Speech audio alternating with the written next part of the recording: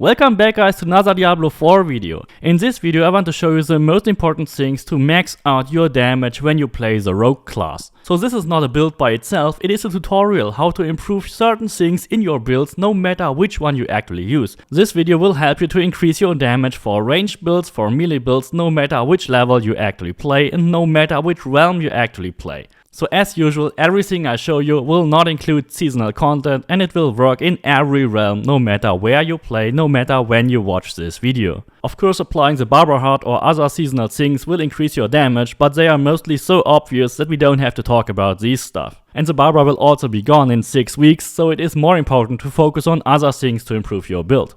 There's actually a lot of confusion about bows versus crossbows, but there's only one correct answer. If you're playing a rogue melee build, then you actually only have to look at the stats, which is quite obvious then because you don't need any damage to distant targets, you want to have vulnerable damage anyway, so crossbow will be your default choice. And as you also don't shoot with your bow or crossbow, you don't have to care about attack speed. But what about range attacks? Is a bow viable for range attacks because it has 60% damage to distant targets? The simple answer is no. Of course you get vulnerable damage from your bow and you will also get vulnerable damage from weapon mastery for your bow, but that will not compensate the huge damage loss you will suffer when using a bow. On paper it actually looks like you only lose around 10% vulnerable damage and a bit of critical. But even if you have maximum vulnerable damage and maximum DPS for your bow, you will still only deal around half the damage than when using a crossbow. And that has another mathematical reason, because attack speed will dramatically reduce your damage when using a bow.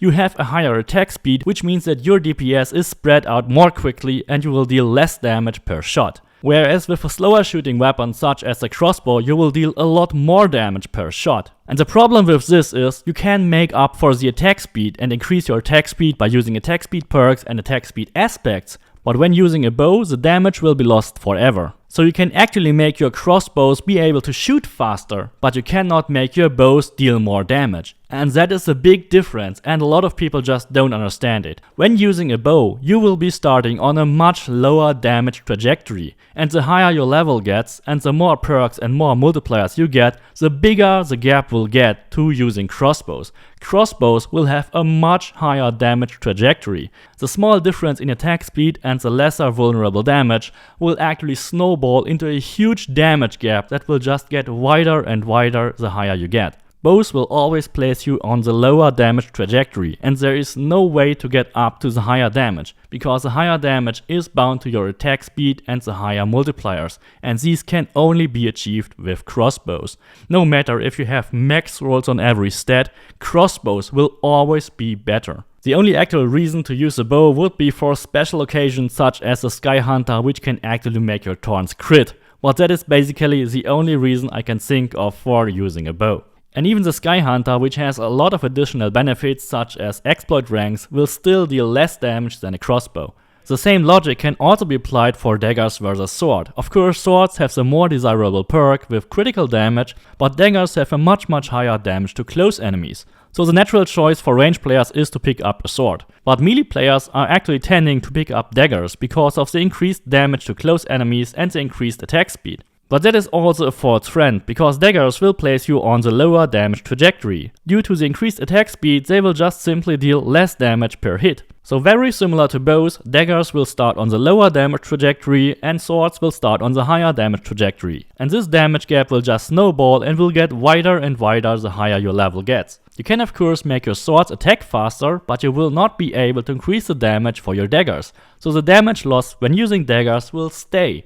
And using swords is always the better option. So in general we can say that using the slower weapon, no matter if it is a ranged weapon or a melee weapon, is always the better option, because you can make up the speed, but you will never be able to make up for the damage loss.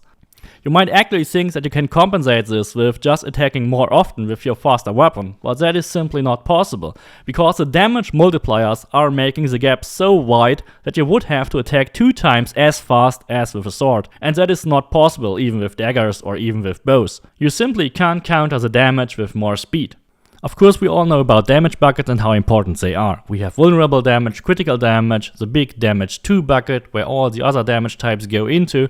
but you also have a core skill or basic skill damage bucket. These values will determine the basic strength of your attack before any other damage multiplier will be applied. So they are just as important as critical and vulnerable. And increasing these values is actually quite simple, because the game actually shows you what damage goes into it. If you have a cutthroat skill, you have to increase your cutthroat skill damage. If you have a marksman skill, go for marksman skill damage. Core skill damage will work for all core skills, and all damage will work for all your skills. So starting with a higher base damage for any of your skills will always result in a much higher damage at the end of the day. You can get a lot of this damage from your Paragon boards and by selecting the correct glyphs. And not getting these is actually a huge flaw in any build. In summary, you should get vulnerable damage wherever possible on all your weapons and your rings. You should get critical damage wherever possible on all your weapons and all your rings. And you should also get core skill damage on your weapons. Marksman, cutthroat and all damage can be collected from the Paragon board. All of these will directly increase your skill damage.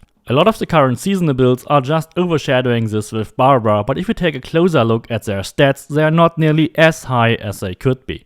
Vulnerable damage, of course, is extremely important, and it is very important to trigger all enemies becoming vulnerable as often and as much as possible. The easiest way to achieve this is simply by using the exploit glyph in one of your Paragon boards. But there are also a lot of skills which can do that. For example, puncture and forceful arrow are often used to do that, but if you don't want to rely on any basic skills, then you can also go for the shadow explosions. Speaking about imbuements are an extremely great way to increase your damage with rogues. Especially shadow imbuement can trigger cascading shadow explosions that will simply delete every enemy on the map. And it is also an insane source of energy refill thanks to consuming shadows. Poison imbuement is extremely strong versus bosses as well, but my personal favorite, ice imbuement, will have insane amounts of multipliers to all your chilled and frozen enemies. Especially when you use mixed cold imbuement and frigid finesse, your damage will skyrocket. The imbuements go also hand in hand with crowd control damage, especially when you chill your enemies or when you use penitent grease or the mangler's aspect, which will daze your enemies, or even twisting blades, which can do the same. You can deal an insane amount of crowd control damage to all your surrounding enemies. So using one proper source of crowd control and maxing out the crowd control board can easily get you up to 300% more damage to all crowd controlled enemies. Not using any of the damage 2 modifiers is also a big flaw, because it will simply leave one of your big damage buckets entirely empty. So having damage to crowd control is the best fill for this bucket, because it can be triggered from multiple sources.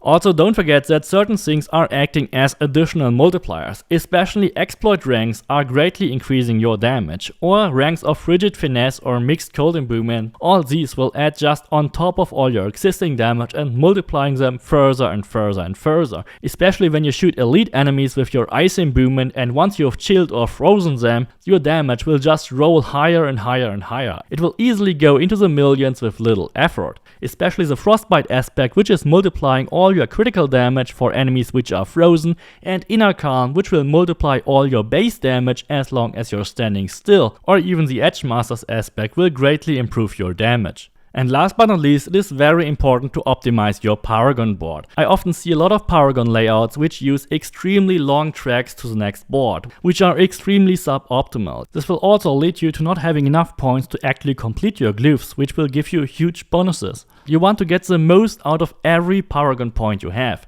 so you have to avoid going for any of those long tracks. You have to quickly go into one new board, get the glyph, and then quickly turn and go out. Absolutely avoid using any board that needs more than 5 nodes to the next exit. The easiest way is often to just use and attach the board in the direction of the next glyph and then quickly turn and exit this board as quickly as possible. That way you can save a lot of Paragon points which can be used to complete the glyph and max out the glyph's potential.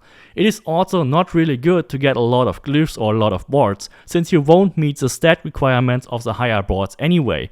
Instead, you should focus on a lower amount of boards and max out the full potential of those glyphs which are really important for your build. Just having a lot of boards with a lot of glyphs which are barely meeting their requirements and not using their full potential is just giving you less damage than fully maxing out every Paragon point you have. Just imagine you can have 15% increased crowd control damage for every Paragon point you put into the control glyph. You can have 15% more imbuement damage for every point you put into the infusion glyph. You can get 10% more critical damage for every point you put into the combat glyph. And that is much more important important than wasting 20 points to get to the next board, just to get another glyph with another small bonus. So in summary, you should avoid long lines, quickly enter and exit these boards and max out the boards and have a much more compressed, maxed out layout. Grab the important nodes which are close without wasting too many points to get there. I have put you some links in the description for some extremely good Paragon layouts. If you use these Paragon layouts for your build, no matter which build you are using for rogues, they should actually greatly increase your damage. I hope you liked this video, please don't forget to subscribe, leave me a like and see you next time.